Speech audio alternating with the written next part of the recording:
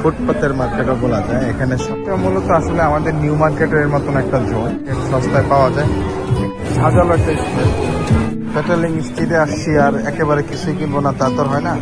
বাংলাদেশি ভাই এজন্য আমাকে একদম সস্তায় দিয়ে দিছে, মানে লাভ কিনে ফেললাম অনেকগুলা আইটেম আমাদের এই বাংলাদেশি ভাই থেকে। ভাইয়ের নাম কি? আমি কাউসার। কাউসার। তো কেপ ঘুরতে ঘুরতে ক্লান্ত হয়ে এখন আমরা এটার সামনেই, কেবের সামনে একটা টং দোকানের মতন একটা শপ। এখান থেকে ম্যাঙ্গো লাচ্ছি অর্ডার করলাম, 9 টাকা 80 পয়সা পার গ্লাস। জুসটার দাম যদিও প্রায় 10 রিঙ্গিত, মানে হচ্ছে প্রায় 300 টাকা, বাট টেস্টটা খুবই ন্যাচারাল। আমরা এইমাত্র চায়না টাউনে এসে নামলাম। এখন আমরা যাবো হচ্ছে পেট্রোলিং স্ট্রিট।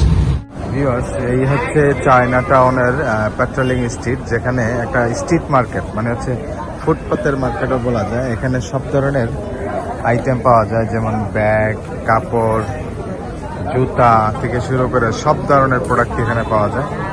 তো চলেন আমরা একটু ঘুরে ঘুরে দেখি আসলে এখানে কি ধরনের প্রোডাক্ট পাওয়া যায়। যদিও আমি জানি যে এখানে আমাদের বাংলাদেশি ভাই, বাংলাদেশি অনেক দোকানদারি আছে যারা এখানে দোকানি হিসাবে কাজ করে, বেশিরভাগই বাংলাদেশি, অনেক বাংলাদেশি এখানে আছে।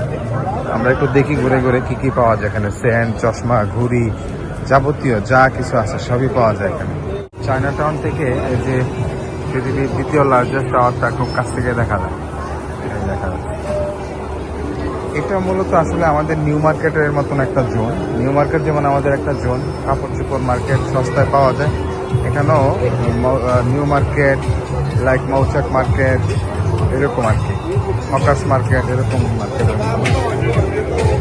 এটা একটা খাবার, দারুণ দারুণ একটা স্মেল। দারুণ বলবো না, স্মেলটা হয়তো ওদের কাছে দারুণ লাগতেছে, বাট আমার কাছে দারুণ লাগতেছে না, কিন্তু খুব ঝাঁঝালো একটা স্মেল এখানে এই খাবারটা। আমি জানি না কি ধরনের খাবার এটা। পেট্রোলিং স্ট্রিটে আসছি আর একেবারে কিছুই কিনবো না তা তো হয় না। এই যে একটা ফ্যান কিনলাম, ছোট্ট মিনি ফ্যান। বাংলাদেশি ভাই এজন্য আমাকে একদম সস্তায় দিয়ে দিছে, মানে লাভ করে নাই, বলা যদি 1 টাকাও লাভ করে নাই। আর চেষ্টা করতেছি দেখি একটা ট্রিমার কিনা যায় কিনা। পেট্রোলিং স্ট্রিট,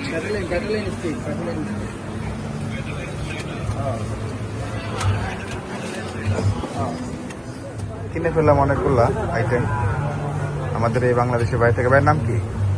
আমি কাউসার। কাউসার ভাইয়ের দোকান থেকে এই যে স্টিকার কিনলাম একটা, তারপর হচ্ছে একটা ফ্যান কিনলাম, একটা ট্রিমার কিনলাম। সব মিলে কত আসলো ভাইয়া? 70 টাকা মাত্র। 70 টাকা মাত্র। 70 টাকা কতগুলো আইটেম কিনছি দেখছেন? তো বাংলা টাকা হলে আরো ভালো লাগতো না।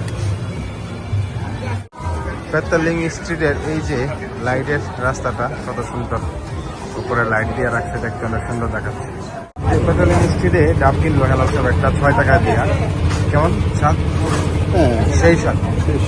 এখানে ডাবগুলো বড় বড় সাইজের, কিন্তু আমি একটা জিনিস খেয়াল করলাম, থাইল্যান্ডে গিয়ে এবং যে মালয়েশিয়াতে এরা কিন্তু ডাব, কচি ডাব খায় না। আমরা যেমন কচি ডাব খাই, এদের প্রত্যেকটা ডাবে আপনি এরকম ইয়ে পাবেন, পাতলা একটা শ্বাস পাবেন। শ্বাসটা খাইতে মজা লাগে, রাইট ভাই?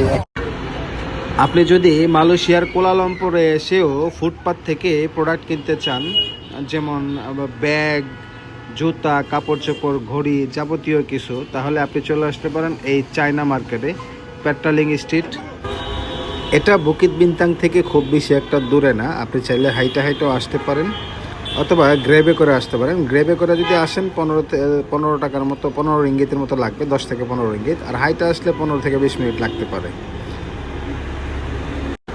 যাই হোক, এখান থেকে আপনি চাইলে শপিং করতে পারেন, কিন্তু তার চেয়েও আরও সস্তায় হোলসেল রেটে কোথা থেকে শপিং করবেন, কুয়ালালামপুরের কোন জায়গা থেকে, সেটা অন্য একটা ভিডিওতে দেখাবো। আশা করি সাথেই থাকবেন এবং ওই ভিডিওগুলো দেখার জন্য চ্যানেলটি সাবস্ক্রাইব করে রাখবেন।